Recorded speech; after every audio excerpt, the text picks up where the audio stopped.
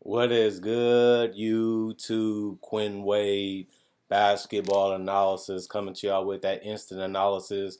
Today we're gonna talk about LeBron James. Happy birthday, LeBron James, on analysisplayground.com and on YouTube.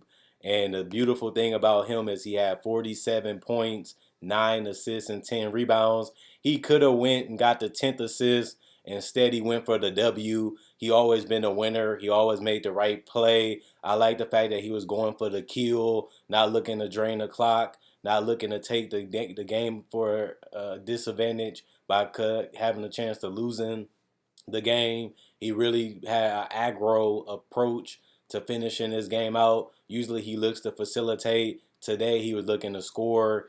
47 points is tough to do at age 38. To be able to do it for 20 seasons, being great from day one, being great in high school, being able to carry that over for 20 straight seasons. He's on pace for an all NBA season, another All Star season where he can be the leading vote getter again. And he's getting older. He's not as good as he used to be, but for him to be able to put up career highs in certain categories for this age and still have more years to go at a high level, it's just remarkable. And you have to give this credit to him. He's the top two greatest players ever. He's on my Mount Rushmore. He can defend, he can pass, he can rebound, he can score, he can shoot now. It's nothing that LeBron James couldn't do in his career. He even carried teams in playoff series. He carried a team to the finals, and he even carrying this team to the best of his ability at 38 years old. It's an amazing and astonishing career. It make you go loco a little bit, just dreaming of having a career like LeBron. Everybody used to look up to MJ because of the things that he accomplished. Now you can have another guy to look up to, like the Birds and the Magics and the Shaqs and the MJs, and his name is LeBron Ramon James. I'm glad to have known you. I'm glad to have done business with you.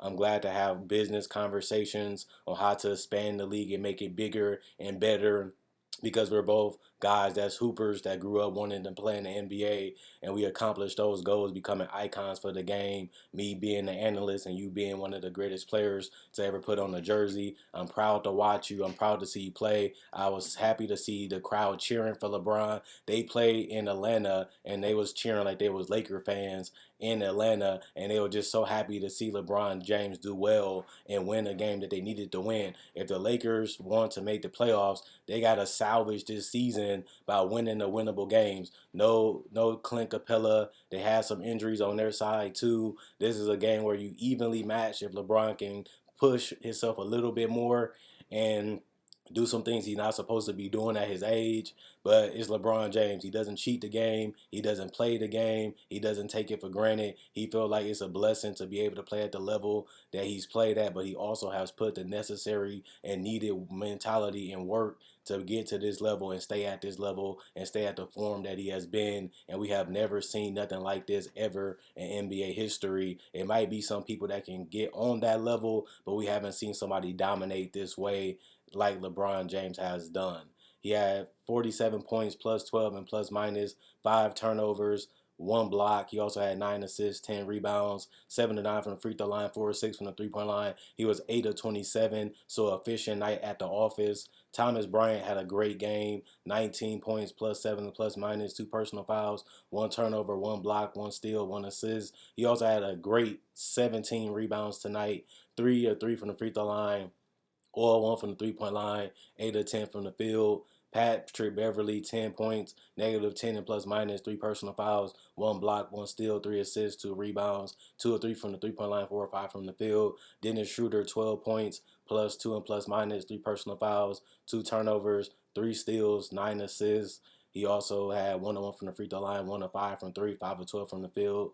Austin Reeves, 5 points, -6 and plus minus, 4 personal fouls, 2 turnovers, 1 assist, 3 rebounds, 2 of 2 from the free throw line, 1 of 9 from three, 1 of 13 from the field. This is a terrible game from him tonight.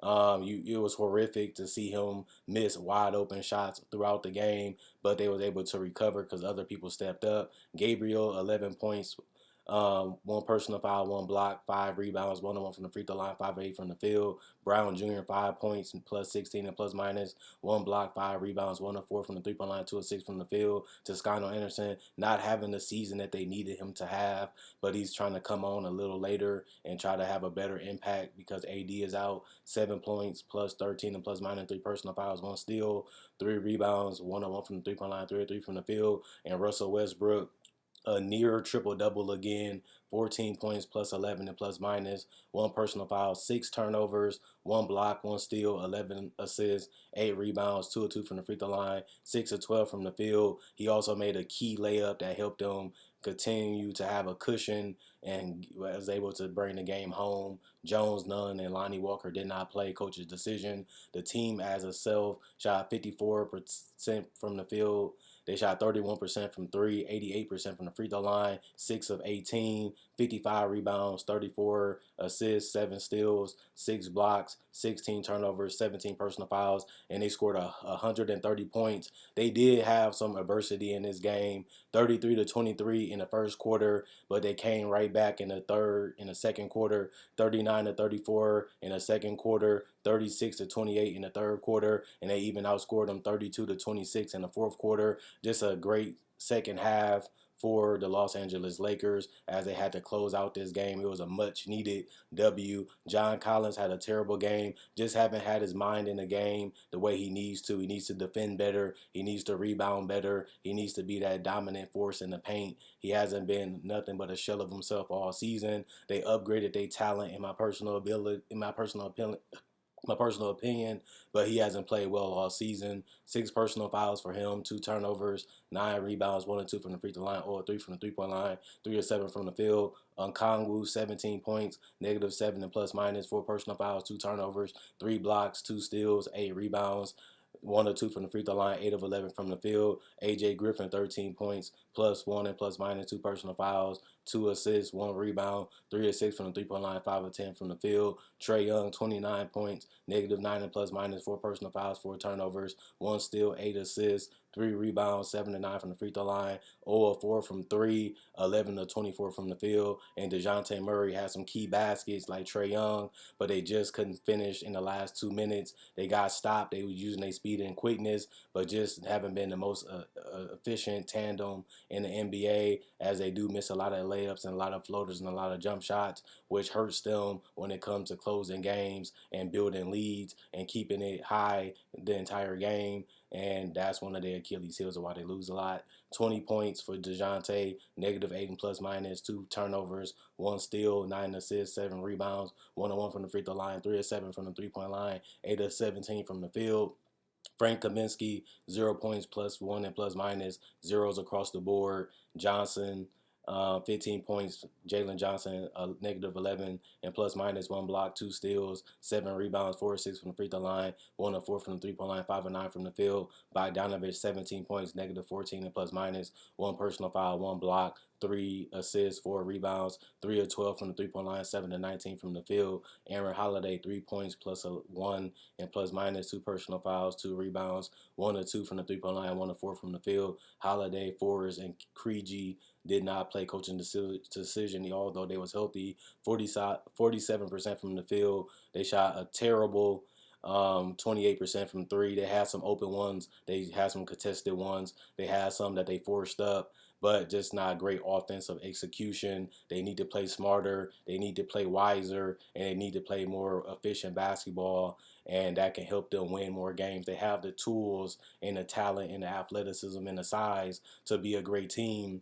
We've seen that in preseason. We've seen that in the first 3 weeks of the season. But other than that, they haven't been healthy. They haven't been able to use their inside strengths, as those guys haven't played as hard besides Clint Capella and Okongwu. John Collins has not lived up to the hype after getting a contract. And then you look at the fact that Trae Young hasn't been efficient. DeJounte Murray has been that great defender and scorer, but he's not that efficient either. He needs to up his efficiency. He gets a lot of open looks, a lot of great moves that he has, but if you can't finish them, it really doesn't matter. You're just creating more transition opportunities for the opponents, and that's all LeBron and them did tonight. throughout the game. Once you miss the jumpers or the threes, they just kill you in transition, and then it's just an easy game for everybody else because that's where the teams really excel because it's an athletic league and it's a young man's game.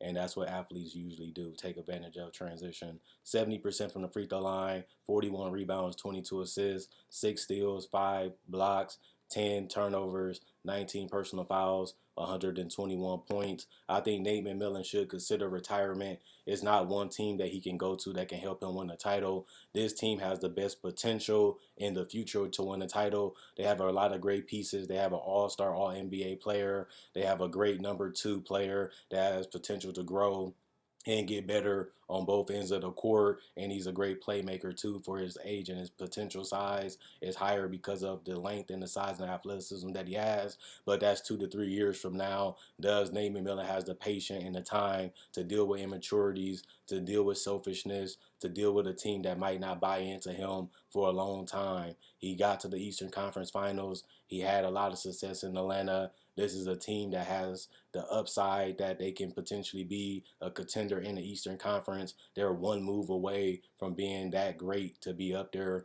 with the Nets and the Cavaliers and in that conversation, especially if they can defend better. And that's not that bad of a team, but you're looking at 2 years of accumulating growth and maturation process and development, and then you still got to have the talent on top of that, which they almost have, but that's a couple years from now to reaching his full potential. So he has to be patient, he has to be smart, and he has to really test himself as a coach to make this team play harder, play smarter, and literally develop better. Trae Young has room for improvement and growth, and so does a lot of the rest of these young pieces on this team. Will they reach that potential? Will they realize it? They came close to it before. They upgraded talent. They still feel like they have a chance. Travis Schlenk, they already gave up of him as a GM. I feel like he did a decent job getting them to where they need to be. Now it's just about getting that monkey off your back and getting over the hump and getting the job done and bringing the championship to Atlanta. It's easier said than done, but they're not as far as people think from being there. It just takes time and patience and a lot of relentlessness to get it done. And will they get it done? That's going to be the thing that we have to wait and see. And that's something that we have to watch as fans. Even if you're a fan of basketball or a fan of Atlanta, you see the potential, you see what they can do, and you see that they're not that far from it. But it just, all them teams always have that window where they're knocking, and they just never all automatically get it done. It can be heartbreak, it can be a lot of torture, it can be a lot of failure in it, but only the great teams can get through it and win it all. And that's going to be a testament to Nate McMillan. Can he stay with Trae Young? Can he work out the differences? Can he literally push Trae Young to the best version of himself, which he has gotten out of him more than any other coach that I have seen them, and that's high school and college included, in the NBA.